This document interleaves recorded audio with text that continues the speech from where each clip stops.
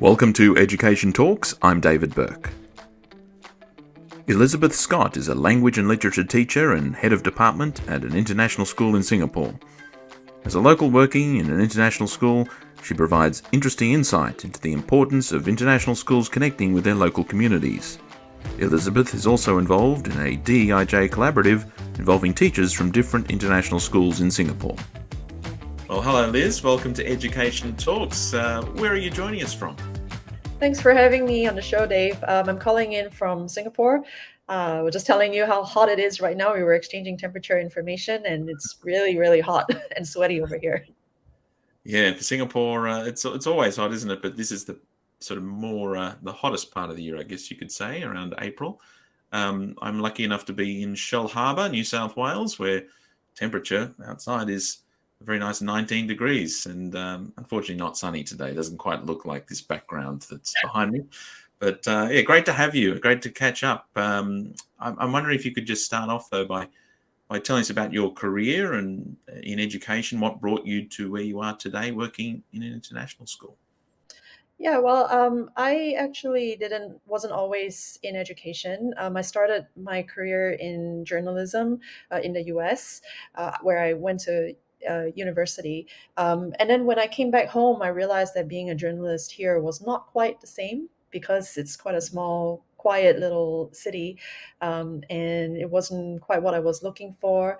And it gave me a little bit of an opportunity to reset and really think about what I want to do with my life.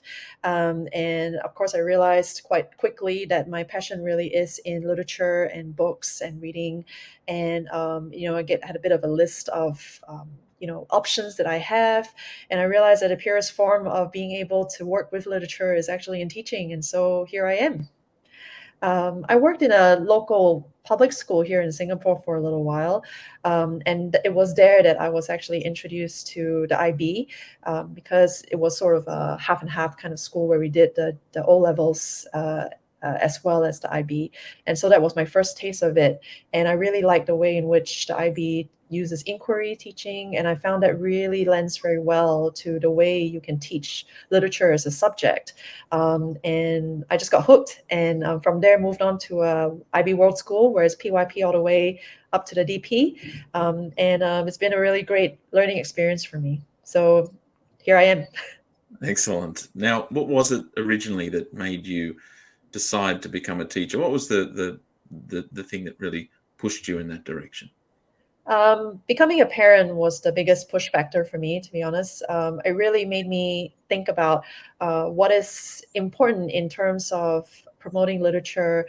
And, as a lot of us English teachers do, we have this romantic idea of using books to teach kids about how to be a human. And I think that actually there is a lot of truth in that.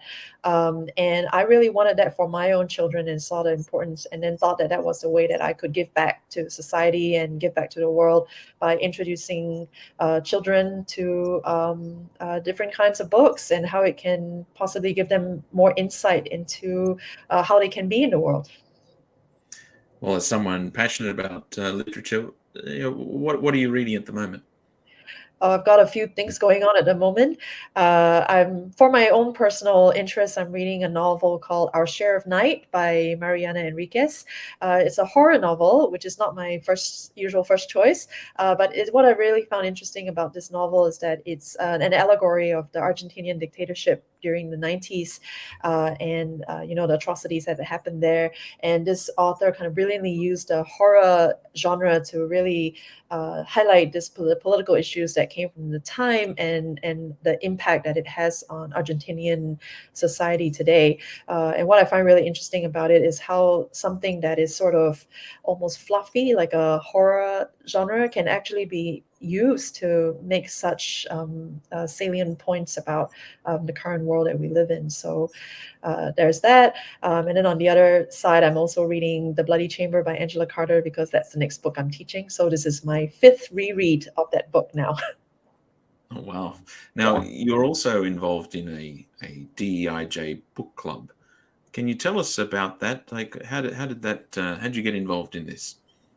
The book club is sort of an accidental offshoot of a wider DEIJ collaborative that I've taken part in here in Singapore, because DEIJ was sort of a new hot topic issue in Singapore this school year. And my school has actually started a DEIJ committee, which I happily joined because it was a really good thing to do and grow in my opinion. And from there, a lot of international school teachers across Singapore were part of that, and then we were using that opportunity to connect and learn from each other, and learn with each other. We've had some really great speakers come in to talk to us about different DEIJ related issues, and from there, I thought I actually read this book on my own from a local author called Teo Yo Yen.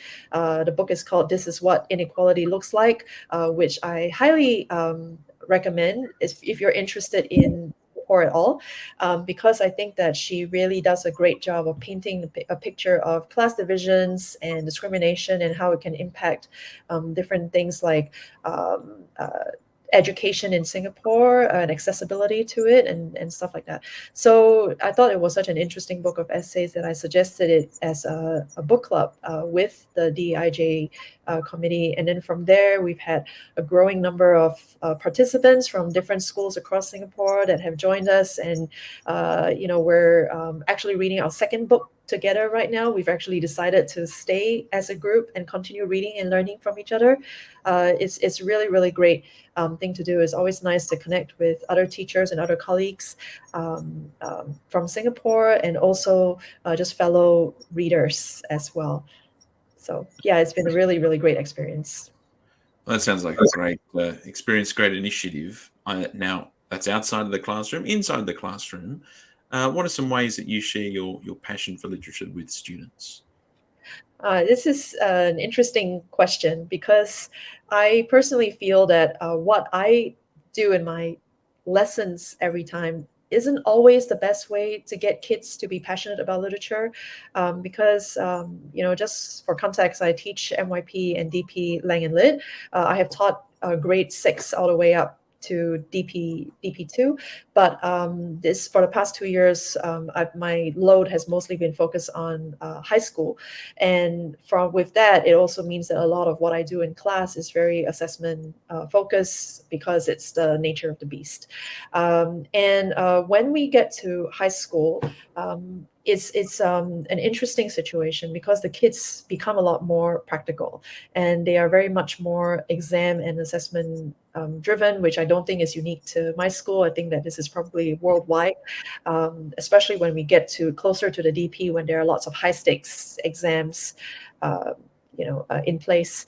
And of course, when students they get to that point, the reading tends to drop off. It's a real shame because I've seen some of my best readers from middle school come up to high school and then suddenly don't have time to read. And then from there, if they all decide to become doctors and, whatever, lawyers, then they really start to not understand or see the relevance that literature has in their lives. And so what I try to do is to just remind them here and there that reading can actually not only be a fun thing, and that, hey, you used to like reading back in middle school, there's no reason to stop now. There are lots of books out there. So my main strategy really is to try to introduce new books to the students all the time, and try to connect it to their realities.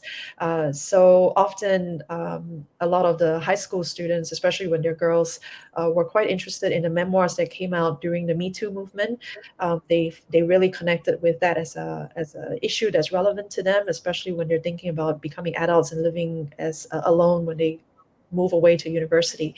So they've taken an interest in that, and I try to develop their interest by saying, hey, this is a great title you might want to check out.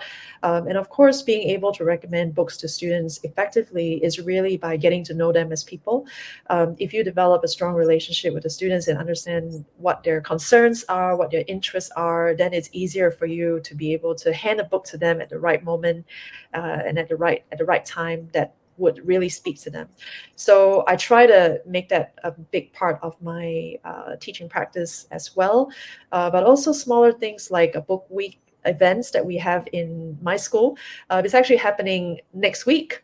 From the time of recording, we've got really fun activities. It's for the whole school, from the kinders all the way up to the DP students. We have a host of local authors coming to speak to them about writing stories or promoting books. We have nonprofits here to talk about how you can use literacy as a way to develop service projects.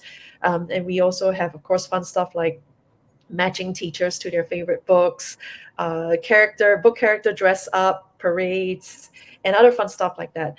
So even though it's just a week in a year, I think that is a really valuable opportunity to get kids to really remember how fun reading can be.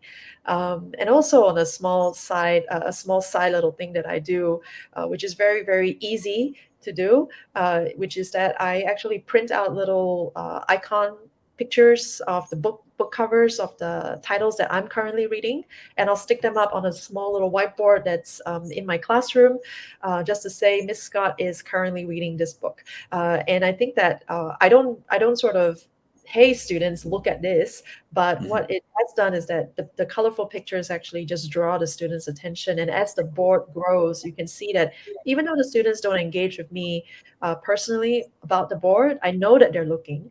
And in fact, I've proven it by having a group of alumni come back to visit us one year, and I saw a bunch of them taking photos of my board because they needed new recommendations when they go off to university. So I think it's a bit of a success story, and I think that anything that gets kids to continue their reading habit after they leave our school is just a great achievement, really. Yeah, I think you're setting a really good example there for the students. I think it's those things that really have the biggest impact. Well, that's excellent. Now, I wanted to talk as well about you being a Singapore local working in an international school. I'm wondering, what perspectives do you bring to the school community, and why should international schools seek to hire local as well as international staff? Well, I think that one of the simplest reasons, of course, is that in most curricula guides, subject guides in the IB, we actually are required to include a local component in our curriculum. And I think that while that doesn't necessarily mean that you need to hire local teachers, I think that sometimes it can really add a lot of insight into the curriculum that you might not otherwise get if you don't have local teachers in your school. Because I mean, even just speaking from my own experience, if I were to be teaching in Australia, where you are, for example, and I might be able to, as a teacher, and do the professional thing, which is to look up what Australian history is, and try to teach it and in my classes and include it in my curriculum. I always will just fall short of having that lived experience of being a local and understanding the culture. And so I think that, while I might have a biased perspective being a local hire in an international school here, but I really think that it is quite important, because I feel too that a lot of international schools, and I think here in Singapore in particular, can sometimes exist in a sort of bubble where the expat community tend to be very tightly knit with each other without a lot of opportunity to get to know the local population, for somehow, right? And I think that even just existing in the school context is enough for kids to be able to feel, especially if they're new to Singapore, just not intimidated to actually talk to the local community, a local population, and make friends with local students, and all that. So I feel that while in my school, while we have quite a number of local hire, I think that we are still in the process of growing towards being more closely knit with the local community. And there are many opportunities in the IB program that actually facilitates that sort of connection building. And I think that we just need to find that opportunity. And I feel like COVID rules loosening up is really our key and our signal to start doing that better, I think. Now, it's obviously a bit more common in Singapore, but do you have any advice for international schools looking to increase the representation of local staff, and maybe that advice for other countries as well?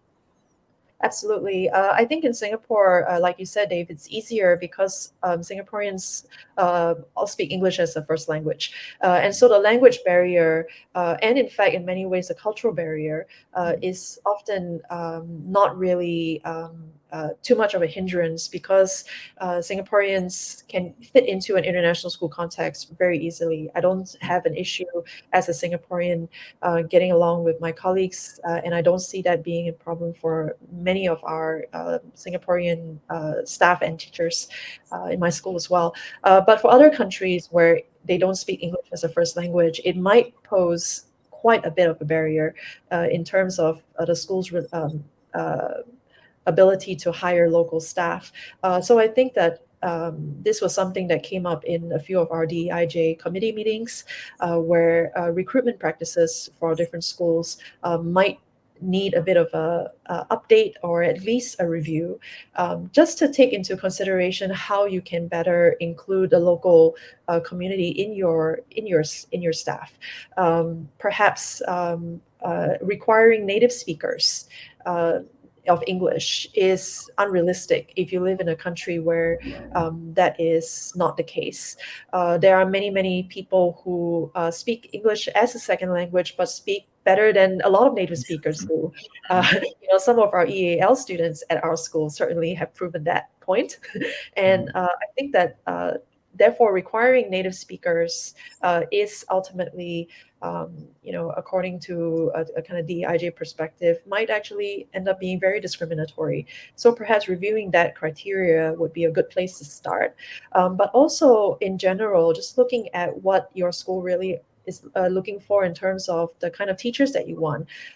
Requiring IB training can sometimes also be unrealistic in different countries. And in fact, it is the case here in Singapore because the local school system here doesn't do the IB, and there are only a few Singaporean schools that do teach the IB and only in the DP.